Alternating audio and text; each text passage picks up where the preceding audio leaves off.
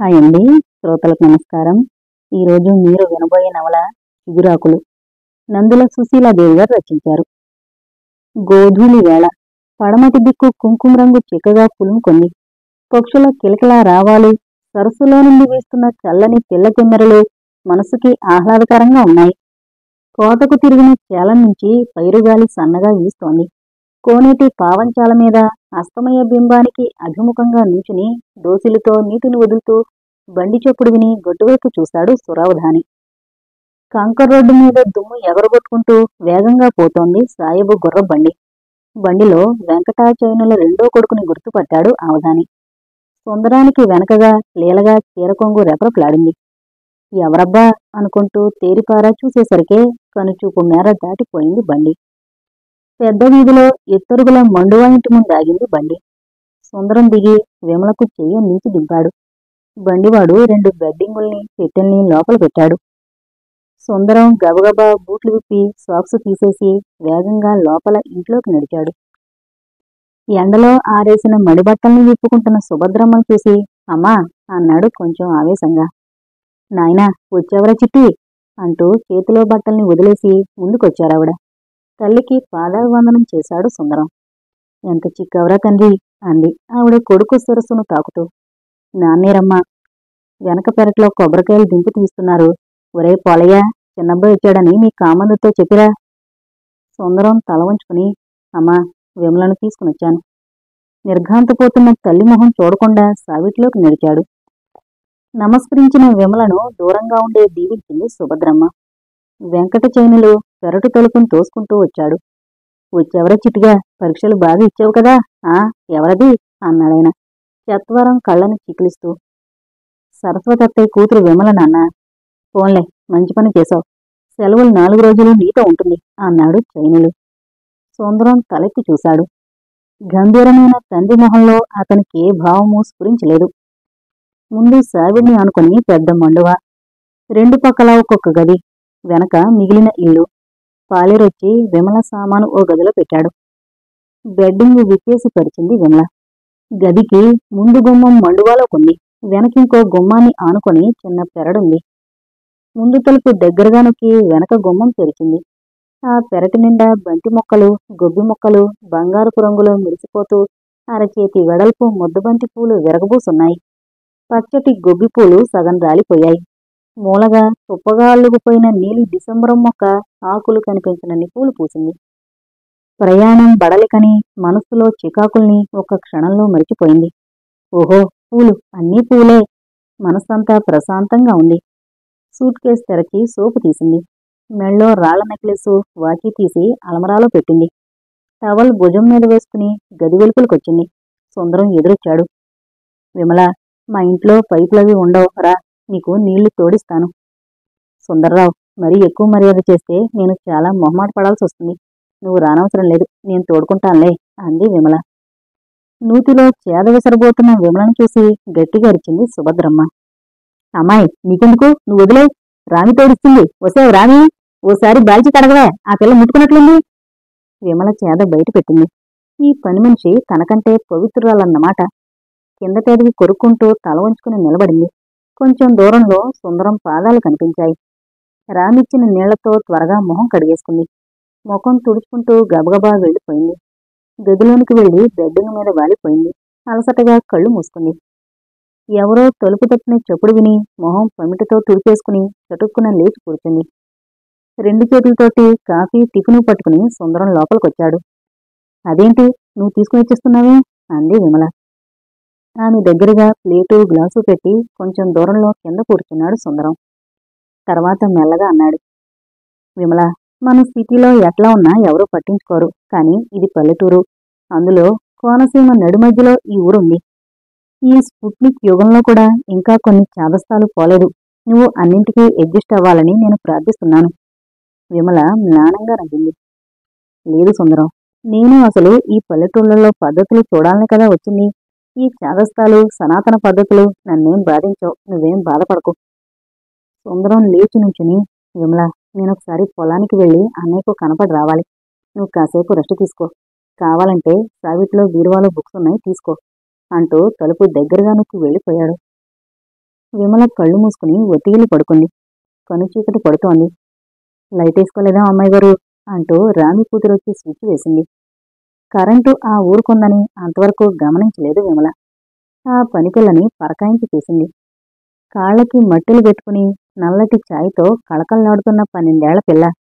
నీ పేరేంటి అంది విమల. నీలాలు అంది సిగ్గుపడుతూ. విమల నవ్వింది. జుట్టు విప్పుకుంటున్న విమలను చూస్తూ అమ్మాయి గారు మీరెంత బారు జుట్టో అంది ఆశ్చర్యంగా. నిజంగా అంది కొంటిగా విమల. అవునండి, మునుసబ్బు గారి కోడలుగారి జుట్టు పెద్దదే, కాని మీ అన్నీ నొక్కులే. ఆ యమ్మవి సోపెంట్రుకులు. ఈ ఊరు మొత్తానికి ఆవిడ గోరు జుట్టు పెద్దది. మీ జడ మరింత బాగుండాది. మొత్తానికి నా జుట్టు బాగుందంటావు. పోన్లే, నువ్వేనా అన్నావు. విమల ఎగతాళి చేస్తుందేమోనని బెరుగ్గా చూసింది నీలాలు. విమల పకపక నవ్వి, నీలాలు, నువ్వు నాతో స్నేహం చేస్తావా అంది. అదేంటమ్మగారు, మీరు చిన్నబాబుతో సమానంగా చదువుతున్నారు. మీరెక్కడా నానెక్కడా అంది సిగ్గుగా నీలాలు. నాకు ఇక్కడ జైల్లో ఉన్నట్లుంది. సావిట్లోకి వెళ్ళొచ్చునా? పెద్ద బ్రాహ్మలున్నారు. విమల వింతగా ఆయనెవరు అంది. అరే, బాబుగారు నాయనగారు కామందులు. మరి నువ్వు ఇప్పుడేదో అన్నావు? పెద్ద బ్రాహ్మలు. చంపావు. పెద్ద బ్రాహ్మలకొచ్చిన పాటలు కాబోలు. సరే కాని ఇక్కడ అందర్నీ ఇట్లా కులాలతోనే పిలుస్తారా? నీలాలు తిగ్మ పడిపోయింది. దాని 13 ఏళ్ల జీవితం ఆ ఊళ్ళోనే గడిచిపోయింది. ఇంటికి పెద్దని, ఆ కులం వారిని ఆ పేరుతో పెద్ద బ్రాహ్మలు, పెద్ద రెడ్లు అంటూ అనడం పుట్టుకతో వచ్చింది. కాని దానికది విప్పి చెప్పగలిగే భాషాజ్ఞానం లేదు. నీలాలు కంగారు చూసి ఇంకేం ప్రశ్నించలేదు విమల. లోపల నుంచి సుభద్రమ్మగారి పిలుపు విని పరిగెత్తుకుని పోయింది నీలాలు. మండువాలోకొచ్చి నిల్చుంది విమల. ట్యూబ్లైట్ కాంతితో హాలంతా నిండిపోయింది. వీధి అరుగు మీద చైనులు గారు ఎవరితోనో బాతాకాని వేస్తున్నారు. ముందు సావిట్లోకి వెళ్లడానికి మనస్కరించక అక్కడే గట్టుకొనుకుని కూర్చుంది. హఠాత్తుగా ఉలికి పడింది. ఓ ఎలకపిల్ల పక్కగా పారిపోయింది. ఓ పక్కన గాజులు, రెండో వైపున కొబ్బరికాయల రాసులు, ఎలుకలు చుంచులు కావలసినంత హంగామా చేస్తున్నాయి. మోకాళ్ళ మీద తలాంచి కూర్చుంది. అలా ఆలోచిస్తూ ఎంతసేపు కూర్చుందో ఆమెకే తెలీదు. దగ్గరలో చెప్పుల చప్పుడు విని చొప్పున తలెత్తింది. పొడుగ్గా, బలిష్టంగా, పచ్చగా ఉన్న ఆ యువకుల్లో కొన్ని సుందరం పోలికలు కనిపించాయి. లేచి నిల్చుంది. ఆగంతకుడు నవ్వి, పర్వాలేదు కూర్చోండి. సుందరం చెప్పాడు మీ గురించి. సరస్వతి అత్తయ్యని గురించి వినడమే కాని నేను చూడలేదు. కనీసం మీరైనా ఇన్నాళ్ళకి ఆవిడ తరపునొచ్చారు. అదే సంతోషం అన్నాడు. విమలకు ఏం మాట్లాడాలో తోచక తలదించుకుంది. తను వచ్చాక ఒక్కళ్ళు కూడా తనని బంధువుగా చూడడం లేదు. సుందరం క్లాస్మేట్గానే తననంతా పరిగణిస్తున్నారు. ఇప్పుడు నవవ్యక్తి స్నేహపూర్వకంగా తన తల్లిని సంబోధించేటప్పటికీ విమల నిలువెల్లా చలించిపోయింది. ఏదో అందామని తలెత్తేసరికి అతనప్పటికే లోపలికి వెళ్ళిపోయాడు. ఆమె చూస్తున్న దిక్కుని గమనిస్తూ అన్నాడు సుందరం. అతనే మా అన్నయ్య చంద్రశేఖర శాస్త్రి. ఆనర్స్ 2 ఏళ్లు చదివి హఠాత్తుగా చదువాపేసి వ్యవసాయంలో ప్రవేశించాడు. ఇతని తర్వాత అక్కయ్య, ఆ తర్వాత నేను. అక్కయ్య కాకినాడలో అత్తవారింట్లో ఉంది. మాట్లాడుకుంటున్న సుందరాన్ని, విమలను గమనించినట్లు పక్కగా వెళ్లారు చైనులు గారు. సుభద్రమ్మ లోపల నుంచొస్తూ, ఒరే చిన్నాడా, వచ్చి కాలు కడుక్కోరా, వడ్డించేస్తున్నాను అంది. మరి విమలకు? ఆ అమ్మాయికి గదిలోకి పంపిస్తాను. నీలాలు పెట్టొస్తుంది. మీ పంకిన దానికెట్లా వడ్డించండా? సుందరం వెలవెలబోయాడు. స్నానం చేసిన తలను తుడుచుకుంటూ చంద్రం వచ్చి, నీకు పిచ్చా అమ్మా? హాస్టల్లో సుందరానికి మడికట్టుకుని వండి పెడుతున్నారనుకుంటున్నావా? వీడికి ఎవరి సరసన కాకుండా ప్రత్యేకంగా వడ్డిస్తున్నారనుకున్నావా? నాన్న దేవతరచన కాగానే వాడికి ఆ అమ్మాయికి ఒక చోట వడ్డించే. నేను నాన్నతో కూర్చుంటాను అన్నాడు. అక్కడ ఏ ఇంటి కొడుకున్నా నాకు అక్కర్లేదు. కానీ ఈ నెత్తింట్లో ఆటలేం సాగవు. యజ్ఞోపేతం వేసుకోవడం మానేశాడు వాడు. కానీ ఒడిదైన వాడికి దాని సరసన వడ్డించను. ఈ ఇంటిని మంగళం చేయడానికి నేను కంటలను ఊపిరండగా ఒప్పుకోను. విమలకి చటుక్కునంది. పర్వాలేదండి, నాకు గదిలోకి పంపించండి. తండ్రి సరసన ఇద్దరూ కూర్చోవడం మీ అమ్మగారికి ఎంతో సంతోషంగా ఉంటుంది. నాకేంటండి, ఎక్కడైనా ఒకటే, కులం లిందాన్ని. హఠాత్తుగా విమల కంఠం బొంగురుపోయింది. మరుక్షణమే సంభాళించుకుని వేగంగా లేచి వెళ్ళిపోయింది. పట్టెమంచం మీద తెల్లటి పక్క పరిచింది. కోళ్ళాళ్ ఓ మూలగా చుట్టుంది. పక్క వేస్తున్న నీలాలు వెనుతిరిగి చూసింది. జ్యోతుల్లా ఉన్న విమల కళ్ళను చూసేసరికి దానికెందుకో భయం వేసింది. విమలొచ్చి మంచం మీద వాలిపోయింది. ఓ అరగంటకి నీలాలు పీట, మరచెంబుతో నీళ్లు తెచ్చిపెట్టింది. అమ్మాయి గారు అని పిలిచింది. విమల పలకలేదు. నీలాలు వెళ్ళిపోయి మళ్లీ వచ్చింది. వెండి పళ్ళెం మీద అరిటాకు కప్పి భోజనము, గిన్నెతో పెరుగు తెచ్చి పీట పక్కన పెట్టింది. అమ్మాయి గారు, రోజల్లా ప్రయాణం మీద ఉన్నారు. కాసంత ఎంగిలి పడండి, సెలవు చెప్పింది. జాలిగా అర్థిస్తున్న ఆ బాలిక వైపు చూసి మెల్లగా నవ్వింది విమల. నువ్వు వెళ్ళిపో నీలాలు, నేను తర్వాత లేచి తింటానులే అంది. నీలాలు మెల్లగా వెళ్ళిపోయింది. సూట్ కేసు పక్కన పేం బొట్లో పళ్ళు బిస్కెట్లు ఉన్నాయని గుర్తుకొచ్చింది. తను వద్దన్న కొద్దీ అమ్మ అవన్నీ సర్దింది. ఇప్పుడు జ్ఞాపకం వచ్చింది. అన్నం తినాలనిపించలేదు. లేచి వెళ్ళి 2 యాపిల్స్ తీసుకుని చాకుతో ముక్కలు చేయడం మొదలుపెట్టింది. హఠాత్తుగా ఎంతో నీరసంగా అనిపించింది. పళ్ళు చాకు దూరంగా పెట్టేసి గ్లాసుడు మంచినీళ్ళు తాగి తలుపు లోపల గడియ పెట్టొచ్చి లైటు తీసేసింది. అలసటగా మంచం మీద వాలిపోయింది.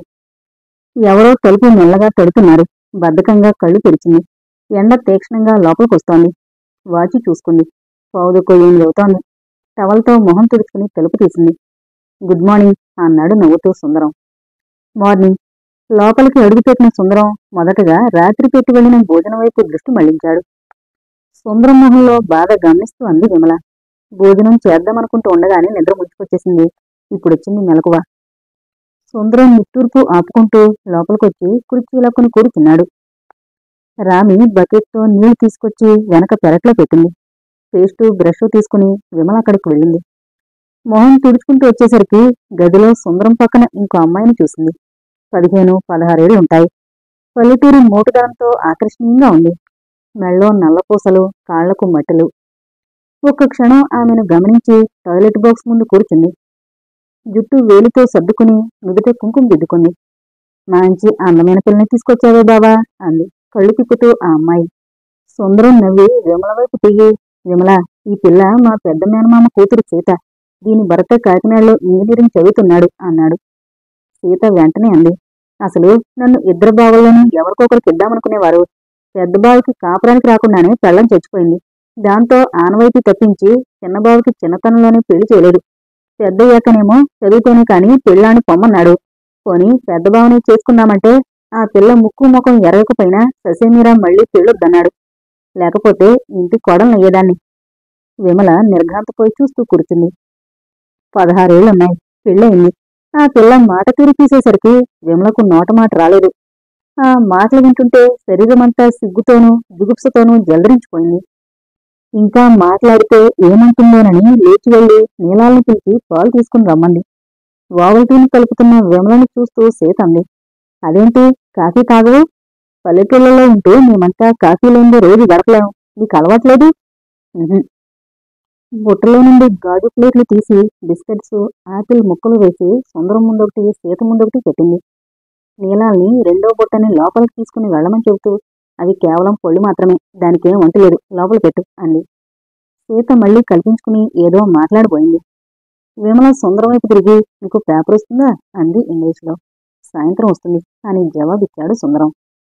మీరేది ఇంగ్లీష్లో మాట్లాడుకుంటారే, ఏం నేను వినకుండావా మీ మాటలు అంది పెంకిగా సీత. విమల బిత్తరపోయింది. సుందరం మెల్లగా అన్నాడు, ఇటువంటి మనుషుల మధ్య ఉండాలి, ఓర్పు ఉండాలి విమల. విమల మౌనంగా ఉండిపోయింది. సీత కాసేపు సుందరాన్ని విమలను పరిశీలించి చూస్తూ కూర్చుంది.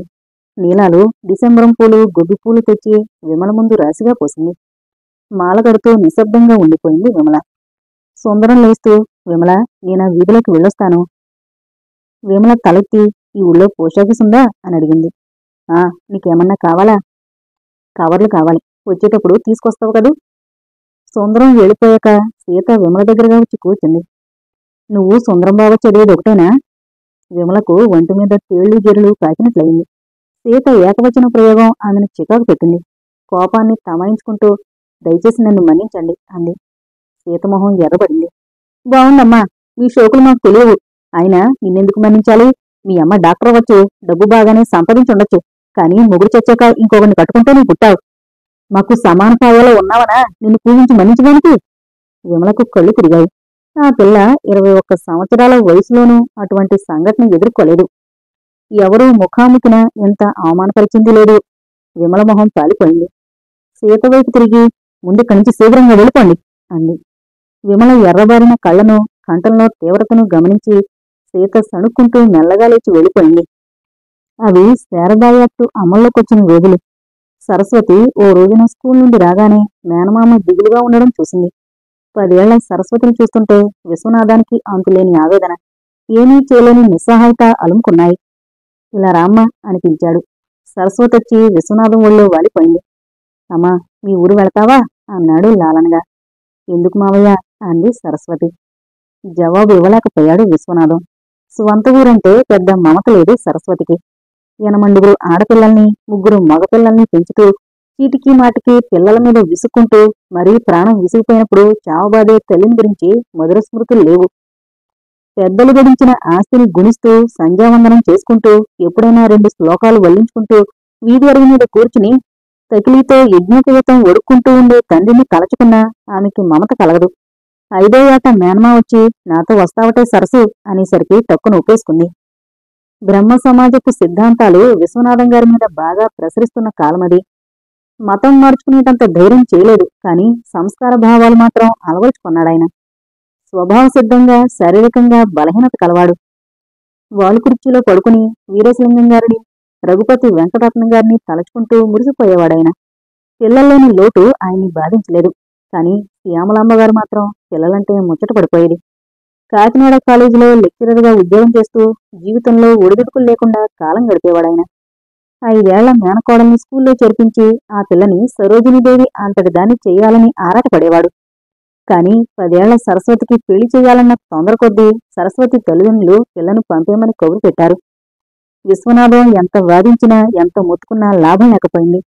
స్వంత పిల్ల కాదు, పరాయవాళ్ల సొత్తు. గాయపడిన మనస్సుతో పిల్లను శ్యామలాంబను తీసుకుని బయలుదేరి యానం వెళ్లాడు. యానంలో పెళ్లి జరిగిపోయాక మేనమామతో పంపడానికి తల్లిదండ్రులు ఒప్పుకోలేదు. ఉన్న పల్లెటూళ్ళలోనే నోములు నోచుకుంటూ ఉండిపోయింది సరస్వతి. 14వ ఏట సరస్వతి తల్లైన వార్త విని విశ్వనాథం శ్యామలాంబ నిట్టూర్చారు. ఆ చిన్నారి పసిపాప రోజుల్లోనే గతించిపోయింది. 16వ ఏట ఇది సరస్వతి జీవితంలో నిప్పులు పోసింది. పొలం నుండొస్తూ తాచుపాము మీద కాలు వేశాడు సరస్వతి భర్త. అప్పటికి వాళ్ల కుటుంబ పరిస్థితులు అంత బాగుండలేదు. ఆడపిల్లల్లో సరస్వతి ఆఖరిది. ఆడపిల్లల పెళ్లి బాధ లేదు, కాని పెద్దన్నగారికి ప్రపంచంలో ఉన్న వ్యాపకాలన్నీ చుట్టుకున్నాయి. 2వ అన్నగారిని పినతండ్రికి పెంచుకిచ్చారు. అతను పరాయివాడైపోయాడు. ఆఖరివాడు 3వ ఫారం 4 సార్లు చదివి నాటకాల్లో చేరిపోయి ఇల్లు పూర్తిగా వదిలేశాడు. తండ్రి పక్షవాతంతో పడిపోయాడు. ఈ పరిస్థితుల్లో నొసట కుంకుమ చెరుక్కునొచ్చిన సరస్వతి ఇంట్లో వాళ్లకు గుండెల మీద కొంపటైంది. సరస్వతి మామగారు పేచికోరు మనిషి. 16 ఏళ్ల వితంతు కోడలికి మనోవర్తి ఇవ్వడానికి ఆయన మడత పేచీలు వేస్తున్నాడు. ఆ సమయంలో విశ్వనాథం సరస్వతిని తీసుకుని వెళతానంటే అందరికీ అతను దేవుడయ్యాడు. 2 ఏళ్లకి మెట్రిక్ కట్టి పాస్ అయింది. ఆ రోజుల్లో ఆడపిల్లలు స్కూల్ ఫైనల్ పాస్ అయినా ఫెయిలైనా ఇంటర్మీడియట్లో చేర్చుకునేవారు. ఇంటర్ పూర్తి చేసింది. మేనమామ విశాఖపట్నంలో మెడికల్ కాలేజీలో చేర్చి శ్యామలాంబను ఆమెను ఒక ఇంట్లో ప్రవేశపెట్టి కాకినాడ తిరిగొచ్చాడు. కోడలు డాక్టర్ చదువుతుందని విని, ఆ కిరస్తానిది మా కోళ్లే కాదు, వాడిని ఎప్పుడు మింగిందో అప్పుడే మాకు దానికి రుణం తీరిపోయింది అంటూ సరస్వతి అత్తగారు చిందులు తొక్కారు. సరస్వతి అక్కగారులవన్నీ అంతంత మాత్రపు కుటుంబాలు. అత్తగారికి లొంగుంటూ తోటి కోడలతో పోట్లాడుతూ ఏటుకో పిల్లని ఎత్తుతూ వాళ్ల గొడవల్లో వాళ్లున్నారు. భర్త చావుతో మతికేడిన సరస్వతి తల్లి రోజులు లెక్కిస్తోంది. అన్నగారులు చెల్లెలి చదువు సంగతి విని ఆమెను మేనమామను దుమ్మెత్తిపోశారు. కాని వాళ్లకి మావయ్యను గట్టిగా వారించాలంటే భయం. ఎక్కడ సరస్వతి బాధ్యత తమ నెత్తిన చుట్టుకుంటుందోనని వాళ్ల బెదురు. మొత్తానికి సరస్వతి చదువు ఒక మార్గాన పడి సాగిపోయింది. 26 ఏళ్ల సరస్వతి గవర్నమెంట్ ఉద్యోగంలో చేరి తొలి జీతం తెచ్చి పాదాల దగ్గర పెట్టి నమస్కరించినాడు విశ్వనాథం గారు సంబరపడిపోయారు తన కృషి ఫలించినందుకు. అంతలోనే ఆయన కళ్లల్లో నీళ్లు సూడులు తిరిగాయి. అప్పటికే 2 ఏళ్ల క్రితం తల్లివైపు నుండి సంక్రమించిన గుండె జబ్బుతో శ్యామలామగారు వెళ్లిపోయారు. సరస్వతి జీవితంలో మేనమామ అత్తయ్యల వాత్సల్యం తప్ప మరేమీ మధుర స్మృతులు లేవు. జ్ఞానం తెలియని వయస్సులోనే పూర్తయిపోయిన వైవాహిక జీవితం ఆమె మనసులో ఎటువంటి శాశ్వత చిహ్నాలు వదిలిపెట్టి పోలేదు. తల్లి తండ్రి లేరు. అన్నదమ్ములకు తన అవసరం లేదు. అసలు చదువులో ప్రవేశించిన తర్వాత తోబుట్టువులను సమస్త బంధువులను తిరిగి చూడలేదు. కన్నబిడ్డ కంటే ఎక్కువగా ఆదరించిన అత్త వెళ్ళిపోయింది. పెన్షన్ తీసుకుంటున్న మేనమామ మాత్రం అన్ని పరిస్థితుల్లోనూ సరస్వతికి అండగా ఉంటున్నాడు. ఆ రోజుల్లోనే ఆమె జీవితంలో రామారావు ప్రవేశించాడు. అతను ఆమె కంటే 2 ఏళ్లు సీనియర్ డాక్టర్. అతను బ్రాహ్మణేతరుడైన వారిద్దరినీ నిండు మనసుతో ఆశీర్వదించారు విశ్వనాథం గారు. కొందరి జీవితాలు ఎదురు దెబ్బలకు అలవాటు పడిపోతాయి. 6 ఏళ్ల వైవాహిక జీవితం మాధుర్యాన్నంతా స్మృతులుగా చేసేసి మరోసారి ఆమె నుదుట తిలకాన్ని చెరిపేశాడు కాలపురుషుడు. 4 ఏళ్ల విమలలో రామారావుని చూసుకుంటూ డాక్టర్గా తన విధిని నిర్వర్తిస్తోంది సరస్వతి.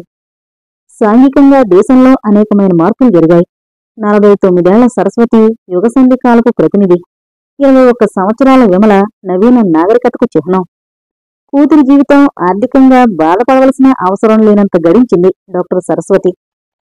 చిన్నప్పుడు విశ్వనాథం గారు విమలను అతి గారవం చేసేవారు. విమలకు 12 ఏళ్లొచ్చేసరికి విశ్వనాథం గారు పోయారు. ఓ పక్క హాస్పిటల్లో తలమునకలుగా పనున్నా కూతురి మనసుకు నచ్చినట్లుగానే ఏ పనైనా చేయడం సరస్వతికి అలవాటు. ఆమె సమస్తమైన ఆశయాలకు ఆశలకు మూలకేంద్రం కూతురి క్షేమము సంతోషమును.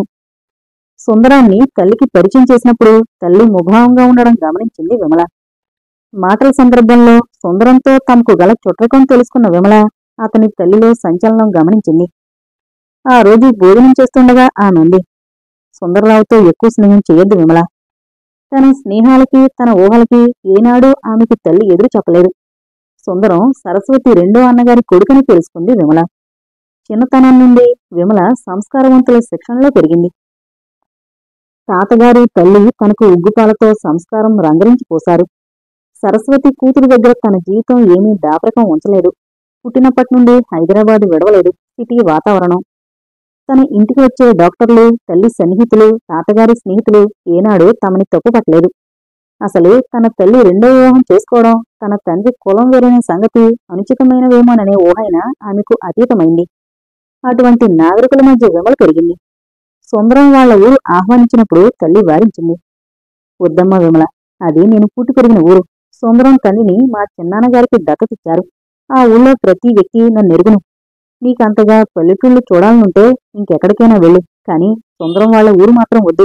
నిన్ను అతి సున్నితంగా పెంచుకున్నాను. నీ మనసు గాయపడుతుంది. అక్కడకు పోవద్దు తల్లి. విమల స్వభావ సిద్ధంగా పొట్టుదల, గాంభీర్యము మూర్తి వహించిన వ్యక్తి. ఎంత ఊహించినా ఆమెకు అటువంటి అవమానాలు సహించాలో తెలియలేదు. తన తల్లిని గురించిన విషయాలన్నీ తనకి అతి సాధారణంగా కనిపిస్తున్నాయి. అక్కడ వాళ్లంతా తమని తప్పుపడతారా? సరే, అదేంటో చూడాలనిపించింది. విమల పెరిగిన వాతావరణంలో తల్లిని గురించి విమర్శకు తావులేదు. అందుకనే విమలకు తన తల్లి పుట్టి పెరిగి కొంత జీవితం గడిపిన ఊరును, వ్యక్తుల్ని చూడాలని పట్టుదలొచ్చింది. వయసొచ్చిన కూతురి ఆలోచనలకు అడ్డు తగలడం అలవాట్లేదు సరస్వతికి. కాని ట్రైన్ ఎక్కే ముందు చెప్పింది కూతురుతో, ఏ క్షణాన్నైనా నీకు ఉండడం కష్టమని తోస్తే వెంటనే బయలుదేరొచ్చాయి. నీ మనసు ఏమాత్రం గాయపడినా సహించలేం తల్లి. ఏ నిమిషం నీ కంట్లో నీరు తిరిగినా మరుక్షణంలోనే నా దగ్గరకు వచ్చే విమల. హఠాత్తుగా విమల కళ్ళు చెమగిల్లాయి. తనొచ్చి నిండా ఒకరోజు కాలేదు. అప్పుడే ఇన్ని రకాల సంఘటనలు ఎదుర్కొంది. ఈ ఆచారాలు, సాంఘిక వ్యవస్థ విమలకు ఊహాతీతాలు. సుందరంతో సంక్రాంతి సెలవులు గడపాలనొచ్చింది. ఒక రోజులోనే తనింత వ్యధను అనుభవించిందే. ఇంకా ఈ 20 రోజులు గడిచేదట్లా? కాని తను ఈ విపరీత పరిణామాలకు బెదిరిపోకూడదు. తను పుట్టాక కంటిలో నీరు తిరగనే లేదు తల్లి. పంచప్రాణాలు తనేగా పెంచింది. జీవితంలో ఎప్పుడూ నవ్వుల జల్లులే ఉండవుగా. తన తల్లి జీవితంలో ఎదుర్కొన్న సంఘటనల్లో అల్పమైన అవమానాలు ఓ లెక్క. జీవితంలో ఈ అనుభవాలు కూడా తనకి చాలా ఉపయోగం కావచ్చు. ఏమైనా తను ఈ పరిస్థితులను తట్టుకొని నిలవాలి. దూడ నిశ్చయంతో లేచింది విమల. నీలాలు బావి పక్కగా ఉన్న బాతురంలో నీళ్లు పెట్టింది. స్నానం చేసి నూతి గట్టు పక్కగా ఉన్న కొబ్బరి చెట్టును ఆనుకుని తల ఆరబెట్టుకోసాగింది విమల. సుభద్రమ్మ మడిబట్టతో అటుపక్కగా వెళుతూ విమలను చూసి ఒక క్షణం నిలబడిపోయింది. సన్నగా బంగారు తీగలా ఉన్న శరీర లావణ్యంతో, బారెడు జుట్టుతో ఉదయపు నీరెండలో నిలిచిన విమలను చూసిన ఆవిడ మనసు ఒక్క క్షణం ఆర్ద్రమైపోయింది. కాని ఈ పిల్ల సరస్వతి కూతురు. సుభద్రమ్మగారు మొహం తిప్పుకుని వెళ్లిపోయారు. సాయంత్రం సుందరంతో అంది విమల, సుందర్రావు, నన్ను మీ ఇంట్లో గోషగా అట్టే పెట్టాలని తీసుకొచ్చావా? ఈ ఊరు చూపించి నాకు. సుందరం తడపడాయించాడు. ఈ ఊళ్ళో ఏమున్నాయి? తోటలు, పొలాలు తప్ప. లేకపోతే నాకు పార్కులు, థియేటర్లు కావాలన్నానా? అవి మా ఊళ్ళోనే కొల్లలు. నాకు కావలసినవి తోటలు, చెట్లే. 4ంటికి వెళదాంలే, తయారవు అని లోపలికి వెళ్ళాడు. సుభద్రమ్మ కొడుకుని నిలదీస్తూ, అవునరా, ఆ పిల్లతో వీధి వంట ఎట్లా నిలుస్తావురా అంది. సుందరానికి చిరెత్తుకొచ్చింది. అసలు విమలను తీసుకొచ్చినప్పటి నుండి బాధపడుతున్నాడు సుందరం. పారిజాత పుష్పం ఆ నందన వనంలోనే శోభిస్తుంది. దానిని ఈ పల్లెటూరి మట్టి రోడ్ల మీద మసలనిస్తే దాని విలువ పెరుగుతుంది. పైగా తల్లి సతాయింపొకటి. తల్లి మీద విసుకుంటూ ఏంటమ్మని చేదస్తాం, ఊళ్ళో సరస్వతి కూతురొచ్చిందని అందరికీ తెలిసింది. అయినా అక్కడ విమల కారులో ఊరంతా తిరగడం కంటే ఎక్కువ కాదు, మన పొలానికి తీసుకువెళతాను. సుభద్రమ్మ కొంచెం సేపు పస్తాయించి మెల్లగా అంది. నువ్వు కసురుకోక తిన్నగా చెప్పరా, అసలు ఆ పిల్లని ఎందుకు తీసుకొచ్చినట్టు? కొంపదీసి నువ్వు కాని. సుందరం నవ్వాడు తల్లి అనుమానానికి. అమ్మా, విమల సంగతి నీకు తెలీదు. వాళ్ళమ్మ లక్షలన్నింటికీ ఈమె కదా వారసురాలు. వాళ్ళమ్మ ఏ కలెక్టర్నో ఏ పెద్ద ఆఫీసర్నో అల్లుడిగా చేసుకుంటుంది. ఈ ఊళ్ళో పిచ్చి నమ్మకాలు కాని బస్తీలో ఏముందమ్మా? ఆవిడ ఎంతో గౌరవంగా బ్రతుకుతున్నారు. రెండో పెళ్లి చేసుకోవడం తప్పని నువ్వు అనుకోవచ్చు, కానీ ఆ మాటకి ఈ రోజుల్లో విలువ లేదమ్మా. మారిన లోకాన్ని నువ్వు నాన్న గమనించరు. అసలు విమల మన ఇంటికొచ్చిందంటేనే మన అదృష్టం. వాళ్ళమ్మగారికి హైదరాబాద్లో ఉన్న పొలుకుబడి పేరు నీకు తెలియవు. ఆ పిల్లని మాత్రం అగౌరవం చేయకు, నీకు పుణ్యం ఉంటుంది. విమల ముస్తాబు చూసి నివ్వెరపోయాడు సుందరం. కెంపు రంగు పట్టు చోళి మీద నీలిరంగు ధర్మవరం చీర కట్టుకుని మెళ్ళో నెక్లెస్తో పాటు గొలుసు వేసుకుంది. రెండు జడలు విప్పి ఒంటి జడ వేసుకుని తలనిండా పువ్వులు తురుముకుంది. రిస్టువాచి తీసేసి రెండు చేతుల నిండుగా గాజులు వేసుకుని నుదుట పెద్ద కుంకుమొట్టు పెట్టుకుంది. సుందరం ఆశ్చర్యాన్ని గమనిస్తూ కృత్రిమ గాంభీర్యంతో, పల్లెటూరు ముస్తాబు, వెళదాంరా అంది. రవ్వల దుబ్బుల కాంతి నిండైన బొగ్గల మీద ప్రతిఫలిస్తుండగా. వీధిలో నడుస్తుంటే విమలకు కొంచెం ఇబ్బందిగానే ఉంది. కొందరు నిలబడి చూస్తున్నారు. మరికొందరు ఆమె నాపి సరస్వతి కూతురువా అని పలకరిస్తున్నారు. పెద్ద వీధి దాటి శివాలయం వీధిలోకి వచ్చారు. ఓ పూరింటి ముందు 70 ఏళ్ల ముదిసలి వారిని పలకరించాడు. ఏమో సుందరం, ఏకంగా పెళ్లి చేసుకుని వచ్చాయేమిటి? విమల సుందరరావు తెల్లబోయారు. మరుక్షణం సుందరం తేరుకుని, లేదులే తాతయ్య, మా సరస్వతత్తయ్య కూతురు, నా చదివే చదువుతోంది, సెలవులకని తీసుకునొచ్చాను అన్నాడు. ఆయన నిర్ఘాంతపడి అలా నుంచున్నాడు. సరస్వతి కూతురే, ఎంతదైంది? వీళ్ళమ్మని చిన్నప్పుడు ఎత్తుకుని గుడికి తీసుకుని వెళ్లేవాణ్ణి. మా అబ్బాయి సరస్వతి ఒక కీడువాళ్ళు. వాడు నన్ను అన్యాయం చేసి. ఆయన కంఠం వణికింది. విమల దగ్గరగా వచ్చి శిరస్సు మీద చేతి నుంచి, కలకాలం వర్ధిల్లు తల్లి. మీ అమ్మ సరస్సు ఎంతో తెలివైంది. అయిన వాళ్ళంతా బ్రతుకున్న ఒంటరిదైపోయింది. విశ్వనాథం లేకపోతే దాని జీవితం ఏమయ్యేదో. దేవుడు మిమ్మల్ని చల్లగా చూడాలి. తల్లి, సరస్వతిని చూసి 30 ఏళ్లు పైనైంది. అమ్మా, నీ పేరేమిటి? విమల. విమల, ఎంత చక్కటి పేరు పెట్టింది సరస్వతి. మీ అమ్మ బహు దొడ్డ మనిషి. పరిస్థితులు దాన్ని ఓ ఆట ఆడించాయి, నాకు తెలుసు. చిటితల్లి అన్నీ తట్టుకుని నిలిచింది. అమ్మా, నువ్విక్కడ ఉన్న రోజులు ఈ ముసలాడికి రోజు కనిపిస్తూ ఉంటావు కదూ? ఆ రుద్రమూర్తి వాత్సల్యానికి కరిగిపోయింది విమల. తప్పకుండా వస్తానండి అంది నవ్వుతూ. అమ్మా, ఎంత వినయంగా చెప్పింది. ఈ ఊరి పిల్లల్ని దొడ్లో పూలు కోసుకెళ్ళంగా అంటే విసురుగా సమాధానం చెబుతారు. అంతా నీ మా తల్లి సరస పోలికమ్మా. ఎంఏ చదువుతూ లక్ష్మి సంపన్నురాలుగా ఉండి ఎంత ఒద్దిగ్గా ఉన్నావమ్మా. సుందరం నవ్వి, తాతయ్య, విమలను రేపు పొగుడు వేయగానే మమ్మల్ని ఇంక వదిలి మా పొలం చూపించడానికి తీసుకువెళుతున్నా, మళ్ళీ వస్తానులే అన్నాడు. విమల హఠాత్తుగా వంగి ఆ వృద్ధుడికి నమస్కరించింది. ఆయన అస్ఫుటంగా ఏమని ఆశీర్వదించాడో ఎవరికీ వినిపించలేదు. శ్యామపెరడికి నీళ్లు పెట్టిస్తూ చంద్రం పొలంలోనికొస్తున్న సుందరాన్ని విమలను చూసి నవ్వాడు. విమల క్రితం రాత్రి చూసింది అతన్ని. ఉదయం ఆమె నిద్ర నుండి లేచేసరికే అతను పొలం వెళ్ళిపోయాడు. పగలంతా ఆమెకు అతను ఎదురవలేదు. ఆవిడకు పొలమంతా చూపించిరా సుందరం అంటూ పాలేళ్ల దగ్గరికి వెళ్ళిపోయాడు. పాలికాపు కొబ్బరి బొండాలు కొట్టి చెరుకు ముక్కలు కొడవలతో కోసిచ్చాడు. బొండంలో నీళ్లు తాగలేక సగం చీర మీద వంపేసుకుంది విమల. ఆమె అవస్థ గమనించి బొప్పాయి గొట్టం విరుచుకునొచ్చి కడిగిచ్చాడు చంద్రం. భలే ఉపాయమండి మీది అంది విమల అతన్ని ఆశ్చర్యంగా చూస్తూ. ఇక్కడ స్ట్రాలు దొరకవు, దానికి బదులుగా ఇవి వాడుకుంటే సరి అన్నాడు. పాలేరు కొబ్బరి కడకలు తీసుకొచ్చి వేశాడు. విమల కూర్చుంది. సుందరం పొలం గొట్టి వెంట నడుస్తూ కొంత దూరం వెళ్ళాడు. చంద్రం మామిడి చెట్టు నానుకుని నిల్చున్నాడు. విమల హఠాత్తుగా అంది, మీరు చదువు మధ్యలో ఎందుకు ఆపేశారు? చంద్రం మెల్లగా నవ్వాడు. చెప్పాలంటే చాలా ఉందండి, కానీ ఒక్క మాటలో చెప్పాలంటే నాకు ఈ అకాడమిక్ డిగ్రీల మీద పెద్ద నమ్మకం లేదు.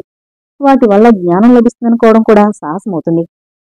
ఆనర్స్ 2 ఏళ్లు చదివాక నాకు యూనివర్సిటీ చదువంటే విసిగెత్తింది. నాన్నగారు వాళ్ళు 1 ఏడాది కష్టపడితే డిగ్రీ వస్తుంది, చదవమని బలవంతం చేసినా లాభం లేకపోయింది. విమల అతని మాటలు శ్రద్ధగా వినసాగింది. అంత పట్టుదలగా చదువు మానాలని అనుకోవడానికి కూడా ఒక కారణం ఉంది. డిగ్రీ వస్తే ఉద్యోగం చెయ్యాలనిపించొచ్చు. అందుకని వ్యవసాయంలో ప్రవేశించాను. ప్రశాంతంగా జీవించాలని నా ఊహ. అందుకు పల్లెటూరే అనువైంది. విమలకు హఠాత్తుగా అతని గతించిపోయిన వైవాహిక జీవితాన్ని గురించి ప్రశ్నించాలనిపించింది. కాని తనను తాను సంభాళించుకుంది. అన్నదమ్ములిద్దరితోనూ కలిసి విమల ఇంటి ముఖం పట్టేసరికి కనుచీకటి పడుతోంది. దేవాలయం కోనేటి దగ్గరికి వచ్చేసరికి బహుళగిరియ సన్నని వెన్నెల మెల్లమెల్లగా పాకొస్తోంది. ఆ లేత ధవళ కాంతిలో కలువ మొగ్గలు నీటిలో ప్రతిబింబాన్ని చూసుకుంటున్నాయి. విచ్చిన తెల్లని పూల పరిమళం గాలిలో తేలుస్తోంది. పుష్యమాసపు చిరుచలికి అల్లాడుతున్న బొగడు చెట్టు నుండి పూలు జలజల రాలుకున్నాయి. విమల ముగ్ధురాలైపోయింది. అబ్బా, ఆ పూలు ఎంత అందంగా ఉన్నాయి! చంద్రం నవ్వి, నీకు కావాలా అన్నాడు. మరుక్షణం ఆమె సమాధానాన్ని ఆశించకుండా చొక్కా విప్పి గట్నున్న బొగడ చెట్టుకు తగిలించి కోనేట్లో దూకి ఈదుకుంటూ నీళ్ల మధ్యకు వెళ్ళాడు. నీళ్లంటే విపరీతమైన భయం విమలకు. సుందరం, ఆయన వచ్చేమని చెప్పు, నాకు పూలొద్దు. విమల కంఠంలో ఆత్రత గమనించినవాడు సుందరం. మా అన్నయ్య గజేతగాడు విమల. నిలువెల్లా నీళ్లు ఓడుతూ చంద్రం 2 చేతుల నుండిగా కలవ పువ్వుల్ని తామర మొగ్గల్ని తుంపుకునొచ్చాడు. అతని చేతిలో పువ్వులన్నీ అందుకుంది విమల. ఆమె కళ్ళు ఆర్ద్రతతో మెరిశాయి. పెదవులు సన్నగా ఎగిరాయి. థ్యాంక్స్ అనాలని తలెత్తింది, కాని అనలేకపోయింది. చంద్రం నిర్మలంగా నవ్వాడు. సుందరం వైపు తిరిగి, మీ ఇద్దరూ ఇంటికి వెళ్ళండి, నేను స్నానం చేస్తాను అన్నాడు. ఆ రాత్రి తెల్లటి పక్క మీద వాలి చల్లటి కలువ పూలను ఆగ్రానిస్తూ తల్లికి ఉత్తరం రాసింది విమల. అమ్మా, నిన్న సాయంత్రం ఈ ఊరు చేరాను. నాకు 26 గంటల్లోనూ అనేకమైన అనుభూతులు కలిగాయి. నాకు సుందరం సరసన భోజనం పెట్టడం అనాచారంగా భావిస్తోంది అత్తయ్య. మావయ్య 2 మాటలు మాట్లాడారు అంతే. అందరికంటే అతి ఆప్యాయంగా పలకరించిన వారు సురావదాని గారు. ఆయన నిన్ను తలుచుకుని ఎంత మురిసిపోయారో. సుందరం అనే చంద్రశేఖర శాస్త్రి, ఆయన చాలా గంభీరమైన వ్యక్తి. నా పట్ల చాలా స్నేహపూర్వకంగా ఉన్నారు. సుభద్రమ్మ గారి అన్న కూతురు సీత నాకట్టే నచ్చలేదు. అన్నీ పెద్ద మాటలు, ఆరిందా కబుర్లు. పనిపిల్ల నీలాలో నాకు బోల్డని పూలు తెచ్చిస్తోంది. అమ్మా, తెల్ల గులాబీ మొక్కకు నీళ్లు జాగ్రత్తగా పోయమని తోటమాలికి చెప్పు. రుక్మిణి, సుహాసిని, జకియా బేగం నా కోసం ఎప్పుడైనా వచ్చారా? ఈ ఆచారాలు అవి కొంచెం కష్టంగా ఉన్నాయి. కాని కొందరు విరోధంగా ప్రవర్తించినా మరికొందరు నా పట్ల ప్రేమ, వాత్సల్యం చూపుతున్నారు. అందువల్ల ఈ 20 రోజులు ఇక్కడే గడుపుతాను. నా ఒంట్లో ఆరోగ్యం బాగుంది. అమ్మా, పుట్టాక నిన్ను వదిలి లేను. కొంచెం బెంగగా ఉంది. మరి బెంగనిపిస్తే వెంటనే వచ్చేస్తాను. నేను వచ్చే రోజున ఏదో సీరియస్ కేసుకి అటెండ్ అయ్యావు. ఆవిడ సుఖంగా ప్రసవించారా? అమ్మా, ఇంకా నిద్రొస్తోంది, మరి రాయలేను. అతి ప్రేమతో నీ విమల.